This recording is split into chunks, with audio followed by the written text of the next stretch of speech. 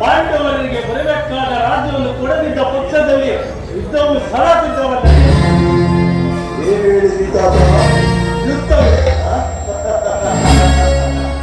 ನನ್ನ ಬಳಿ ಅಂತೊಂದು ಅಕ್ಷೋಣಿ ಸೈನ್ಯವು ಅವರ ಹಿಡಿತಕ್ಕೆ ಸಿಕ್ಕ ಪಾಂಡವರು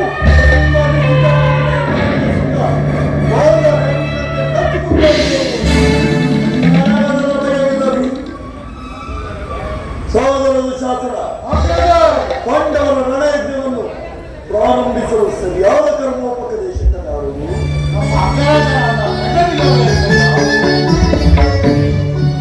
ಪೂಜ್ಯರಾದ ಭೀಷ್ಮ ದ್ರೋಣಾದಿಗಳ ಕಣ್ಣೆದುರಿಗೆ ಬೆದ ನಮಗೇಕೆ ಅದರ ಚಿಂತೆ? ಮಹಾರಾಜ ಜಯವಾಗಲಿ. ಪುರುಷೋತ್ತಮರು ದಯಮಾಡಿಸುತ್ತಿರುವರು. ಪುರುಷೋತ್ತಮ ಯಾರು ಪುರುಷೋತ್ತಮ? ಯಾರಿಗೆ ಪುರುಷೋತ್ತಮ? ನೇರವಾಗಿ ನನ್ನ ಅರಮನೆಗೆ ಬಾರದೆ ತನ್ನ ಹುಟ್ಟು ಗುಣಕರ ಸಾರವಾಗಿ ಓಡ ರಾಶಿ ಪುತ್ರನ ಮನೆಗೆ ಹೋದರೆ ಬಿಡಿ. ಪಾಂಡವರಿಗೆ ಬರಬೇಕಾದ ರಾಜ್ಯವನ್ನು ಪರಮಾತ್ಮನು ರಾಜಭಾರಿಯಾಗಿ ಬರುತ್ತಿರುವುದಲ್ಲದೆ ನಿನ್ನಲ್ಲಿ ಯಾಚನೆಗೋಸ್ಕರವಾಗಿ ಬರುತ್ತಿಲ್ಲ. ಆಲೋಚಿಸಿ ನೋಡು. ಏನು ಹೇಳಿದ ಬಿದ್ದುರ ಸಾಕು ಮಾಡು. ಏನು ಹೇಳಿದೆ? ಪಾಂಡವರಿಗೆ ನ್ಯಾಯವಾಗಿ ಅರ್ಧ ರಾಜ್ಯವನ್ನು ಕೊಡಬೇಕು. ಅದನ್ನು ಚಕ್ರವರ್ತಿಯಾದ ನಾನು ನಿಮ್ಮಿಂದ ಕೇಳಿ ತಿಳಿದು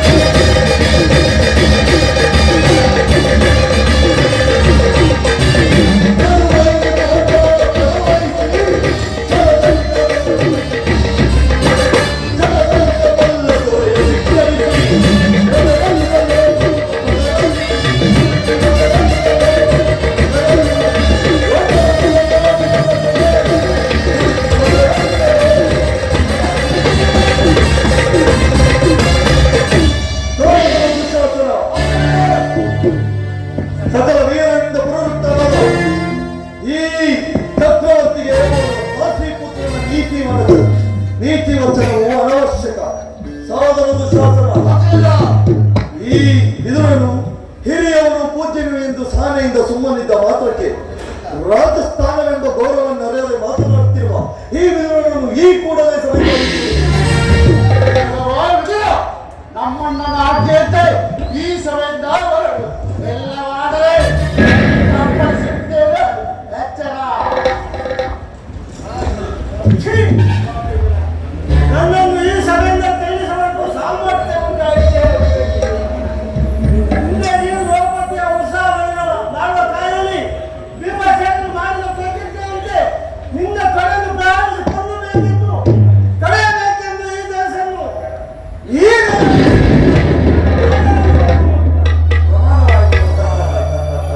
ಪೂಜ್ಯರಾದ ವಿದುರನ ಮಾಸಿಕೀಡು ಮಾಡಿ ಸರ್ವತವಾದ ಬಿಲ್ಲಿನ ಸಹಾಯವನ್ನು ಪಡೆದುಕೊಂಡೇ ದುರ್ಯೋಧನ. ಕರ್ಣ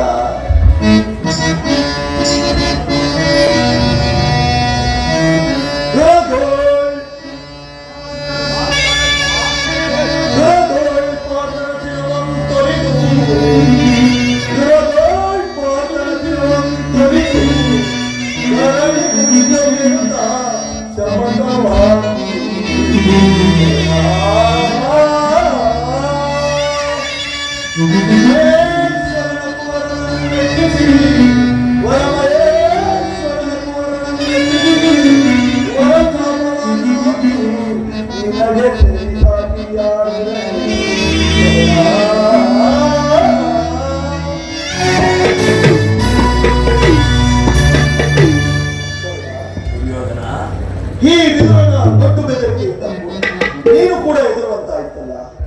ಈ ವಿದುರನು ಎಂದು ತಾನೇ ತನ್ನ ಬಿಲ್ಲನ್ನು ಹಿಡಿದು ಯುದ್ಧ ರಂಗದಲ್ಲಿ ನಿಂತು ಈತನ ಬಿಲ್ಲಿನಿಂದ ಅಗತಕ್ಕದಾದರು. ಈಗ ಎಲ್ಲರೂ ಸರಿಯಾಗಿ ಕೇಳಿ, ದೂತನಾಗಿ ಬರುತ್ತಿರುವ ಕೃಷ್ಣನಿಗೆ ಈ ಸಭೆಯಲ್ಲಿ ಯಾರಾದರೂ ಎದ್ದು ನಿಂತು ಗೌರವಿಸಿದ್ದೇ ಆದರೆ ಅಂತವರನ್ನು ಈ ಕೂಡ ಸಭೆಯಿಂದ ಆಚೆ ದೂಡಬೇಕಾದೀತು. ಎಚ್ಚರ. ನಮ್ಮ ಸೈನ್ಯಾಧಿಕಾರಿಗಳ ಪಟ್ಟಿಯನ್ನು ಸಿದ್ಧಪಡಿಸು ಎಂದು ಹೇಳಿದೆನಲ್ಲ, ಸಿದ್ಧಪಟ್ಟಿರುವುದೇ? ಏಕೆ ಗೊತ್ತೇ?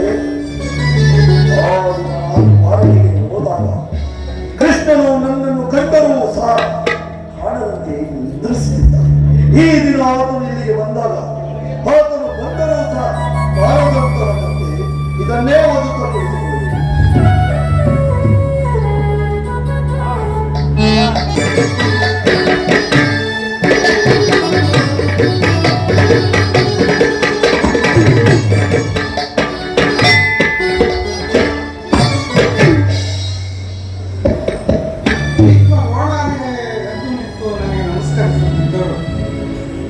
ಈ ದುರಾಂಕಾರಿ ದುರ್ಯೋಧನನು ತಲೆ ಎತ್ತಿ ಸಹ ನೋಡಬೇಕು.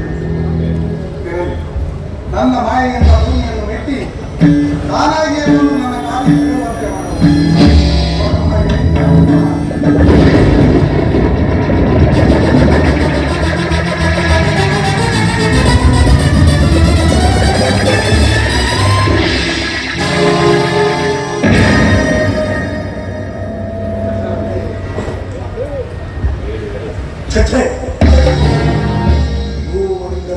ಒಂದು ಬಾರಿ ಗಮನಿಸಿದಂತಾಯ್ತಲ್ಲ. ಚಕ್ರವರ್ತಿಯಾದ ನೀನು ಕೇವಲ ಈ ಗೋಪಾಲನ ಕಾಲಿಗೆ ಬಿದ್ದು ನಮಸ್ಕರಿಸುವುದು. ನಾನೇ ನಿನ್ನ ಬಳಿಗೆ ಬರ್ತಿದ್ದೇನೆ ಪರಮೇಶ್ವರ. ನೀನು ಬಂದಿರುವುದು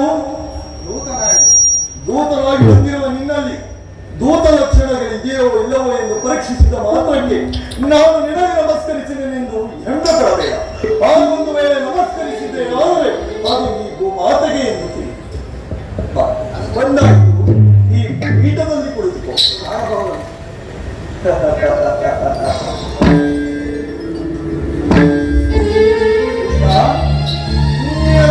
ಗೋಪಿಕಾ ಸ್ತ್ರೀಯರ ನರ್ತನವೆಂದರೆ ಬಲು ಇಷ್ಟವಲ್ಲ.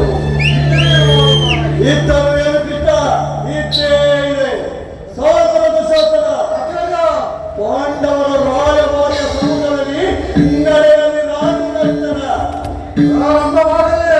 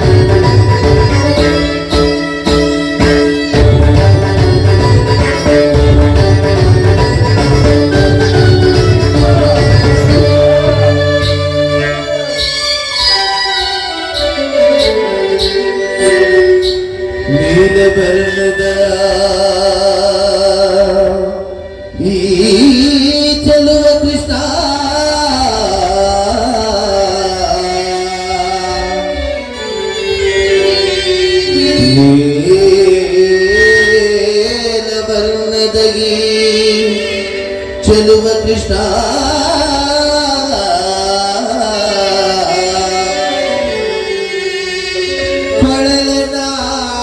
ಕೊಳಲನಾದದೆ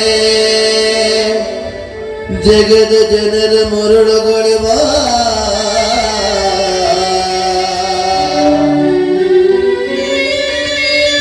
ಕೊಳಲನಾದದೆ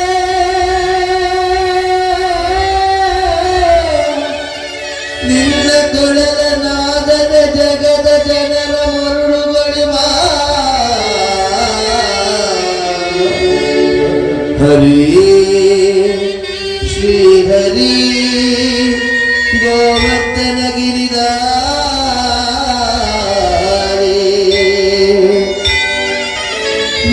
ಕಿಶೋರ ಕೃಷ್ಣ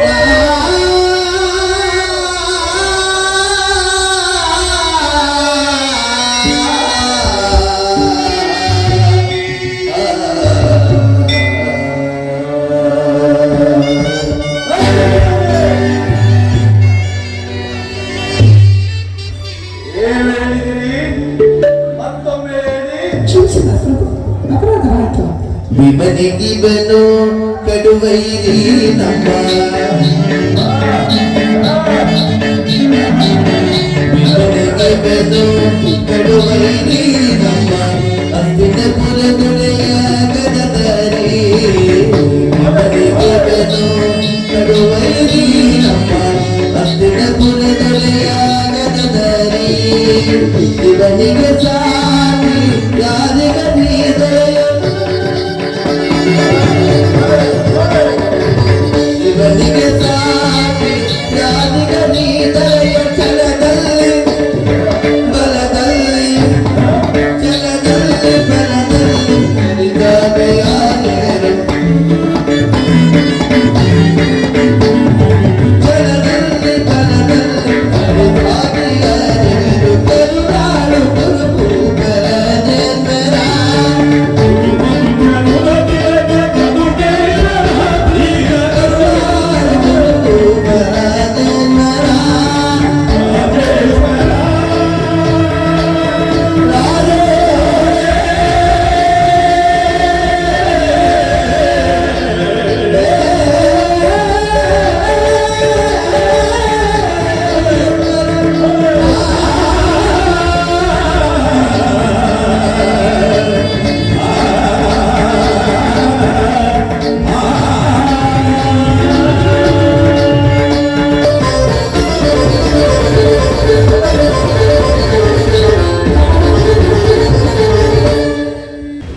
ಮುರಾರಿಯು ಒಂದು ಉದ್ದೇಶ ಏನೆಂದು ತಿಳಿಸಬಹುದು. ತಿಳಿಸಬೇಕು. ಪರಮ ಪೂಜ್ಯರಾದ ಆಚಾರ್ಯರು ಕುರುವೃತ್ತರೇ ಕೌರವ ಪಕ್ಷಿಯರು ಈ ದಿವಸ ನಾನು ಪಾಂಡವರ ರಾಯಭಾರಿಯಾಗಿ ಇಲ್ಲಿಗೆ ಬಂದಿದ್ದೇನೆ. ಅವರು ಕಳಿಸಿರುವ ಸಂದೇಶವನ್ನು ನಿಮ್ಮಗಳ ಮುಂದಿರುವುದು ನನ್ನ ಅಭಿಮತ. ಕುರುಪಾಂಡವರ ಭವಿಷ್ಯ ರಾಜಕಾರಿ ವ್ಯವಸ್ಥೆಯು ಇಲ್ಲಿ ನಿರ್ಣಯಿಸಲ್ಪಡಬೇಕಾಗಿರುವುದರಿಂದ ನಾನು ನೀಡುವ ಪ್ರಶ್ನೆಗಳನ್ನು ಅನುಗ್ರಹಿಸಿ ಲಾಲಿಸಬೇಕೆಂದು ತಮ್ಮಲ್ಲಿ ಕೇಳಿಕೊಳ್ಳುತ್ತೇನೆ. ಈ ವಿಚಾರದಲ್ಲಿ ಉಪೇಕ್ಷೆ, ಪಕ್ಷಪಾತ, ಅಸಮ್ಮತ ಪ್ರಲಾಪ, ಆತುರ ಮುಂತಾದ ಭಾವಗಳನ್ನೆಲ್ಲ ತಿಳಿಸಿ ತೀರ್ಪು ನೀಡಬೇಕಾಗಿದೆ. ಆ ರೀತಿ ಮಾಡದಿದ್ದರೆ ಮುಂದೆ ಆಗಬಹುದಾದ ಅನರ್ಥಗಳಿಗೆ ನೀವೇ ಕಾರಣರಾಗುವಿರಿ. ಈ ಪವಿತ್ರವಾದ ಭರತಭೂಮಿಯನ್ನು ಶಾಂತಿ ಎಂಬ ಊಟಧಾರೆಯಿಂದ ಅಭಿಷೇಕ ಮಾಡುವಿರೋ ಅಥವಾ ಭಯಂಕರವಾದ ರಕ್ತಧಾರೆಯಿಂದ ಈ ಮಾತೃಮೂರ್ತಿಯನ್ನು ಘೋಷಿಸುವ ಈ ಎರಡು ಪ್ರಶ್ನೆಗಳಲ್ಲಿ ಒಂದು ಪ್ರಶ್ನೆಯಲ್ಲಿ ನಿರ್ಣಯಿಸಲ್ಪಡಬೇಕಾಗಿದೆ. ಕಪಟ ಯುದ್ಧದಲ್ಲಿ ಪರಾಜಿತರಾದ ಸತ್ಯವಂತರು ಧರ್ಮಶೀಲರಾದ ಪಾಂಡವರು ತಮ್ಮ ಪ್ರತಿಜ್ಞೆಯಂತೆ 12 ವರ್ಷ ವನವಾಸ, 1 ವರ್ಷ ಅಜ್ಞಾತವಾಸವನ್ನು ಮುಗಿಸಿಕೊಂಡು ವಿನಾಶಿಗೆ ಬೇಕಿದೆ. ನೀವು ಅವರ ಮೇಲೆ ಬಾಲ್ಯದಿಂದಲೂ ತೋರುತ್ತಿದ್ದ ದೀರ್ಘ ವೈರತ್ವವನ್ನು ಮರೆಯಲು ಪಾಂಡುನಂದನರು ಸದಾ ಸಿದ್ಧರಿದ್ದಾರೆ. ಅದು ಅಲ್ಲದೆ ನೀವು ಮಾಡಿದ ವಿಷಭೋಜನ, ದ್ರಾಕ್ಷಾಗೃಹದಾನ, ಕಪಟ ದ್ಯೂತ, ಇದಕ್ಕಿಂತ ಮಿಗಿಲಾಗಿ ಮುಂದಿನ ರಾಜ್ಯಸಭೆಯಲ್ಲಿ ದ್ರೌಪದಿಯ ವಸ್ತ್ರಾಭರಣ ಇಂತಹ ಮಹಾಪಾಪಗಳನ್ನು ಪಾಂಡವರು ಮನ್ನಿಸಿ ತಮಗೆ ನ್ಯಾಯವಾಗಿ ಸಲ್ಲಬೇಕಾದ ಅರ್ಧ ರಾಜ್ಯಕ್ಕಾಗಿ ತಮ್ಮನ್ನೇ ಯಾಚಿಸುತ್ತಿರುವಾಗ ಇಂತಹ ಸುಸಮಯವನ್ನು ವ್ಯಕ್ತಪಡಿಸದೆ ಶಾಂತಿ ಸಮಾಧಾನಕ್ಕೆ ಪ್ರಯತ್ನಿಸಿ. ಅಲ್ಲದೆ ಅವರ ಸಂದೇಶದೊಡನೆ ನನ್ನ ಸಂದೇಶವನ್ನು ಹೇಳುತ್ತೇನೆ. ಕೇಳುತ್ತೇಶ್ವರ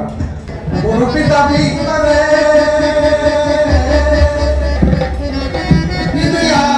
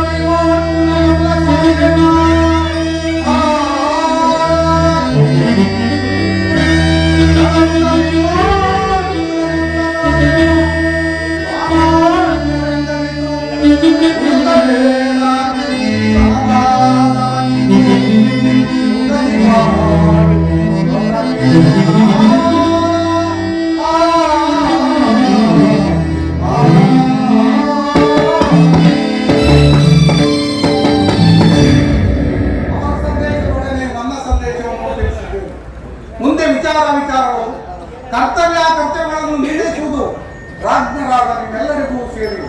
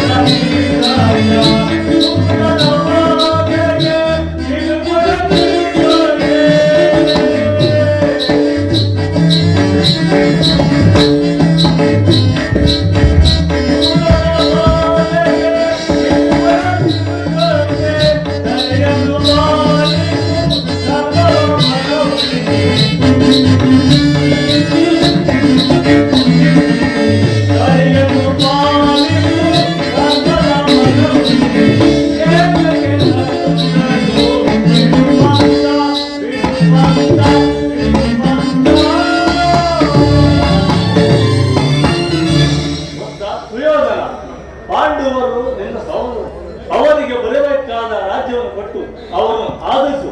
ಇದೇ ನನ್ನ ಅಭಿಪ್ರಾಯ. ಇದು ರಾಜ್ಯದ ವಿಚಾರ, ತಾವು ಶಾಂತರಾಗಿ.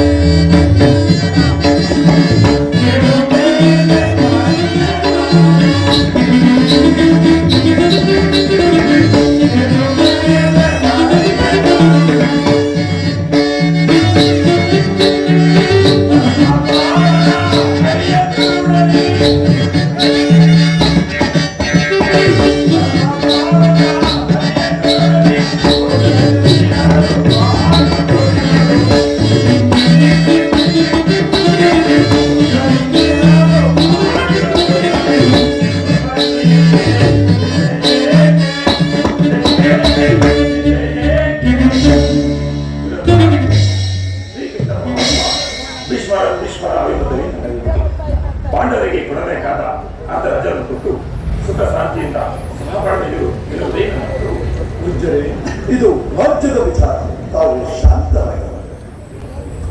ಕುಮಾರ ಸುಯೋಧನ, ಓಹೋ, ವಿದುರ ಚಿಕ್ಕಪ್ಪ, ನನ್ನ ಉಪದೇಶ ಮಾಡುವುದರಲ್ಲಿ ನೀವು ಒಬ್ಬರು, ಹಿನ್ನೆಲೆಯಲ್ಲಿ ನಿಮ್ಮ ಅರಣ್ಯದೊಳಗೆ. ಹೌದು ಕುಮಾರ, ನಂದು ಅರಣ್ಯದೊಳಗೆ ಸುಮ್ಮನೆ ಇಷ್ಟವಿದ್ದಷ್ಟು ಆ ಪಾಂಡವರಿಗೆ ರಾಜ್ಯವನ್ನು ಕೊಟ್ಟು ಸಹಕರಿಸುವ ಸುಯೋಧನ. ಚಿಕ್ಕಪ್ಪ, ಈ ನೀತಿ ವಚನವು ಪಾಂಡವರಿಗೆ ಹೇಳಲು ನಿನಗಾಗಲಿ ಕೃಷ್ಣನಿಗಾಗಲಿ ನನ್ನೊಬ್ಬರಲ್ಲಿ ಮಾತ್ರ ದೋಷವು ಕಂಡು ಬರುವುದು. ಆ ಪಾಂಡವರು ನಿರ್ದೋಷಿಗಳಲ್ಲದೆ ಕುಂತಿಪುತ್ರ ಪಕ್ಷಪಾತಿಯಾದ ನೀನು ನಿನ್ನ ಸ್ವಭಾವಕ್ಕೆ ಸರಿಯಾದನ್ನೇ ಹೇಳಿದೆ. ಸಾಕು ಮುಚ್ಚು ಕೃಷ್ಣ. ಮಹಾನುಭಾವನಾದ ನೀನು ನಿನ್ನ ದೂತತ್ವವನ್ನು ಬಹುಶ್ರಾದವಾಗಿ ಹೇಳಿ ಮುಗಿಸಿದೆ. ಈ ನಿನ್ನ ಮರಣ ಮಾತಿಗೆ ಒಳಪಡುವ ಬುದ್ಧಿ ಏನನ್ನು ಮಾತ್ರ ಈ ದುರ್ಯೋಧನ ಇದು ಶುದ್ಧ ಕ್ಷತ್ರಿಯನ ರಕ್ತ ಸ್ವಾಭಿಮಾನ ಶೂನ್ಯತೆಯ ಸ್ವಲ್ಪ ನೀರಲ್ಲ. ಇದು ನಿನ್ನ ದುರಗ್ರಹದ ದುರಾಂಕಾರದ ದುಸ್ಸಾಹಸದ ದುರಾಶಯದ ದುರಾಭಿಮಾನ. ಚೆನ್ನಾಗಿ ಆಲೋಚಿಸು. ಏನ್ ಹೇಳಿದೆ? ಸಾಕು ಮಾಡು ನಿನ್ನ ವಾಗ್ಪಟುತ್ವ. ಏನ್ ಹೇಳಿದೆ? ನಮ್ಮದು ದುರಾಗ್ರಹದ ದುರಾಂಕಾರದ ದುಃಖವಾಸದ ದುರಾಶಯದ. ಹಾಗಾದ ಕೇಳುವುದಿಲ್ಲ. ಈ ದುರ್ಯೋಧನನ್ನು ಸದಬಡಿಯಬೇಕಲ್ಲ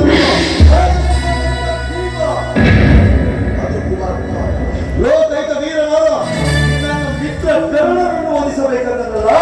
ಆ ನಿನ್ನ ಮಿತ್ರ ಪಾರ್ಥ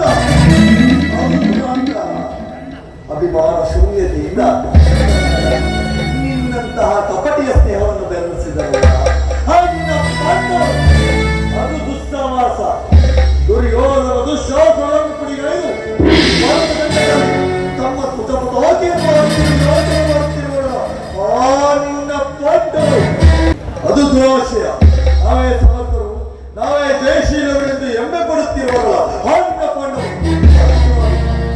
ಹೆಚ್ಚೇನು ಕೃಷ್ಣ, ನೀವು ಯಾರು ಏನೇ ಹೇಳಿದರು ಈ ದುರ್ಯೋಧನನ ನಿರ್ಧಾರ ಸುಮ್ಮನೆ ಕಂಠಶೋಷಣೆಯಿಂದ ಪ್ರಯೋಜನವಿಲ್ಲ. ಬಂದ ದಾರಿಯಲ್ಲಿ ನೀವು ಒಳ್ಳೆಯದು.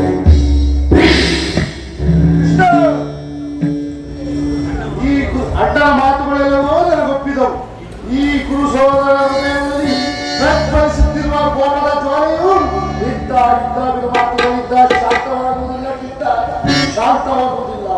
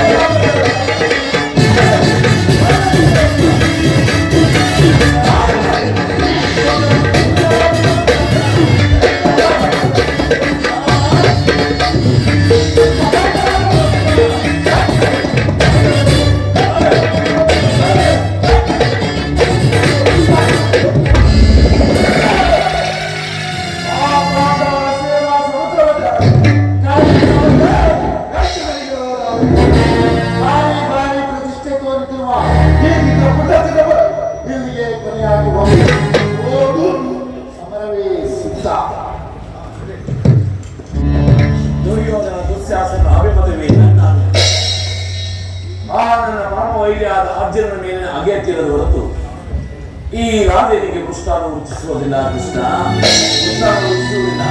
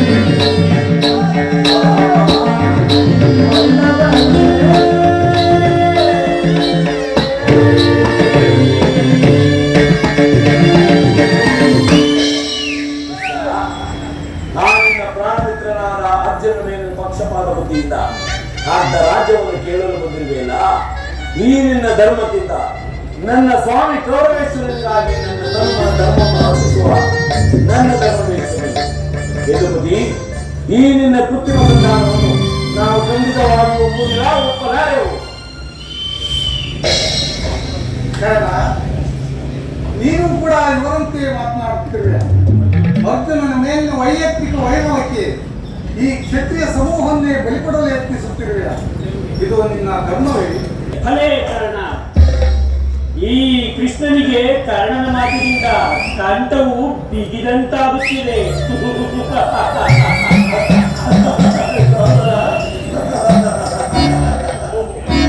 ಓಹೋ, ಮೇಲೆ ಮೀರಿತು. ಮದೋನ್ಮತರಾದ ನಿಮ್ಮೊಡನೆ ಮಾತನಾಡುವುದೇ ನಿಶ್ಚಿತ. ಆದರೂ ಒಂದು ಮಾತನ್ನು ಹೇಳುವೆನು, ಕೇಳು ಗೌರವೇಶ್ವರ.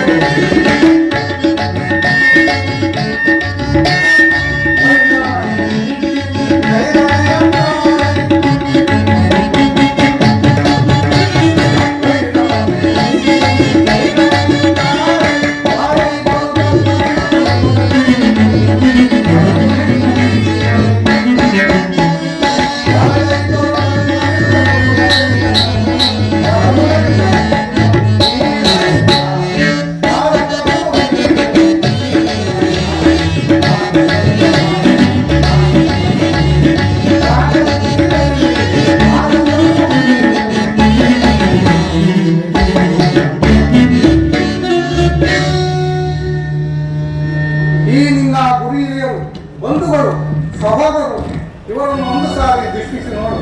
ಗೌರವೇಶ್ವರ, ಇನ್ನೊಬ್ಬನ ಸಲುವಾಗಿ ಈ ಕುರುಕುಲವನ್ನು ಹೇಗೆ ಧ್ವಂಸಗೊಳಿಸುವುದು?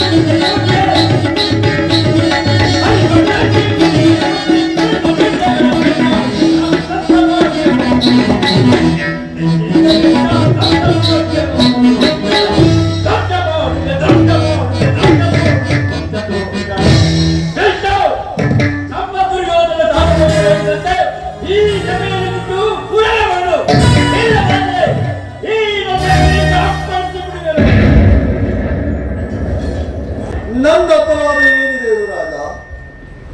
ಪಾಂಡವರು ಜೂಜಾಡಿ ರಾಜ್ಯ ಕೋಶಾದಿಗಳನ್ನೆಲ್ಲ ಕಳೆದುಕೊಂಡಿದ್ದು ಅದು ನನ್ನ ತಪ್ಪೆ. ಸತ್ಯ ಪರಿಪಾಲನೆಗಾಗಿ ವನವಾಸ ಮಾಡಿದ್ದು ಅದು ಅಧರ್ಮದ ಕಾರ್ಯವು. ಕೇಳು ವಾಸುದೇವ, ಕೇಳು. ಈ ವಿಸ್ತಾರವಾದ ಸಾಮ್ರಾಜ್ಯವನ್ನು ಶಾಸನ ಮಾಡಲು ಈ ದುರ್ಯೋಧನನ ಹೊರತಾಗಿ ಮತ್ಯಾರಿಂದಲೂ ಸಾಧ್ಯವಿಲ್ಲ. ಪಾಂಡವರು ಪಾಂಡವರು ಆ ಪಾಂಡವರಿಗೆ ಯೋಗ್ಯವಾದ ಜೀವನ, ಧರ್ಮ ವಿರುದ್ಧಗಳ ಅವರ ಕೈಯಲ್ಲಿ ಈ ವಿಫಲವಾದ ಸಾಮ್ರಾಜ್ಯವನ್ನು ಒಪ್ಪಿಸುವ ಅಪಮಾನ. ಯುದ್ಧದ ಭಯವನ್ನು ತೋರುತ್ತಿರುವ ಜನಾರ್ದನ ಶುದ್ಧ ಕ್ಷತ್ರಿಯನ ರಕ್ತ, ಅರ್ಥ, ಭಾವ, ಮೋಕ್ಷ, ಜೀವನದ ಏಕೈಕ ಮಾತ್ರ. ಯುದ್ಧದ ಸಲುವಾಗಿ ಸುಮ್ಮನೆ ಕಂಠ ಶೋಷಣೆಯಿಂದ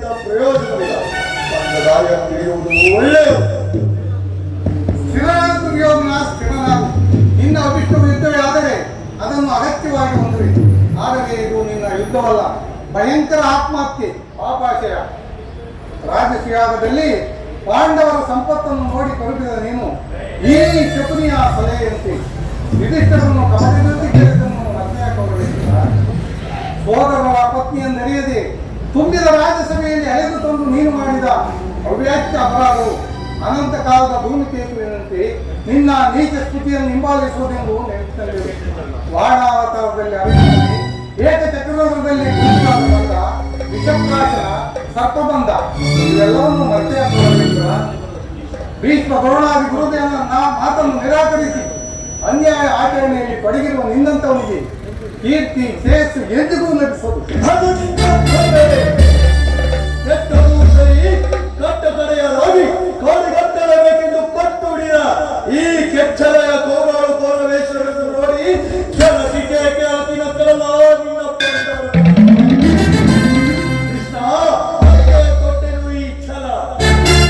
ಭೂತವೇದಗಳಿಗೆ ಒಡೆಯನಲ್ಲ, ಆ ಭೂತನಾಥೇಶ್ವರನ ಕದನಲ್ಲಿ ಕಾಕೆಯನ್ನು ಅರೆ ಅಚ್ಚನಿಂದ ನಿರ್ಮಿತವಾದ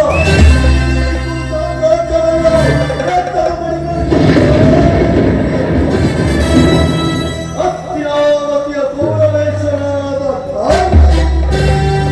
ಬಸವಣ್ಣದ ಮಣ್ಣಿನಲ್ಲಿ ಒಂದಾಗಿ ನೆಲವನ್ನು ಕೊರೆ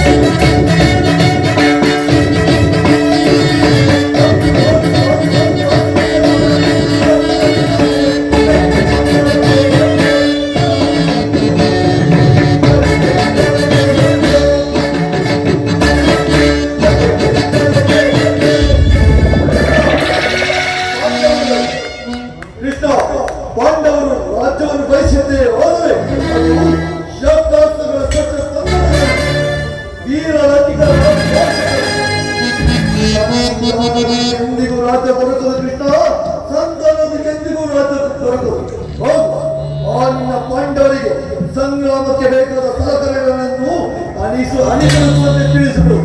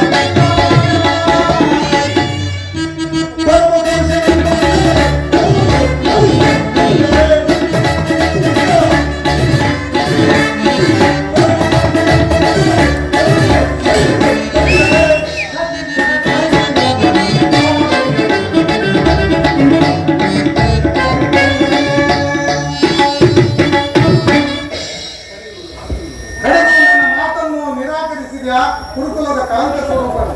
ಪುರಸ್ಕರಿಸಲಾದ ಸಂದೇಶವನ್ನು ತಿರಸ್ಕರಿಸಿದ್ದು ಅನುಚಿತವೇ? ಕ್ಷತ್ರಿಯ ಕುಲದ ಕಳಂಕ ಸ್ವರೂಪನೇ.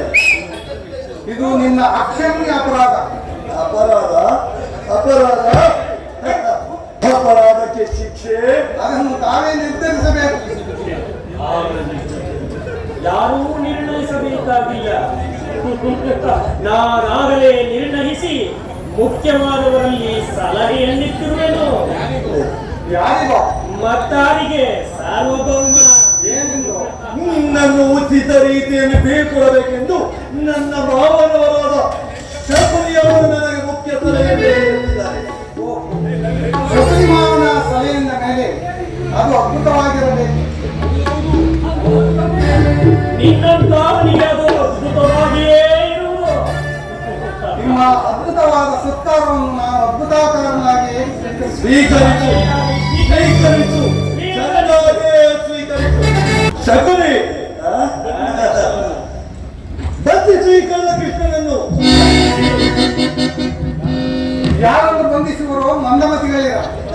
ಇನ್ನೊಂದು ನಿನ್ನ ಅಂಗಗಳನ್ನು ಬಂಧಿಸಿ ಈ ದುಡುಕುತನಕ್ಕೆ ತಕ್ಕ ಬುದ್ಧಿಯನ್ನು ಕಲಿಸುವೆವು.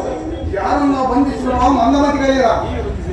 ಬಟ್ಟೆಯಿಂದ ಬೆಂಕಿಯನ್ನು, ಬೀಸಣಿಗೆಯಿಂದ ಗಾಳಿಯನ್ನು, ಮರಳಿನಿಂದ ಸಾಗರವನ್ನು ಪ್ರತಿಬಿಂಬಿಸಲು ಯತ್ನಿಸುವರ. ಈಗ ಬಂಧಿಸಿರಿ ನನ್ನನ್ನು.